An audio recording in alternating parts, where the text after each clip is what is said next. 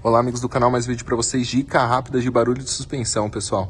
Esse carro aqui reclama de barulho de suspensão, a gente está fazendo um trabalho grande, porém, olha a bieleta aqui como ela tá, pessoal. Obviamente que só na mão vocês iriam conseguir perceber, mas olha a coifa dela já estourada, né? E um dos sintomas de barulho dentro do carro é essa bieleta aqui. Uma peça relativamente barata, tá?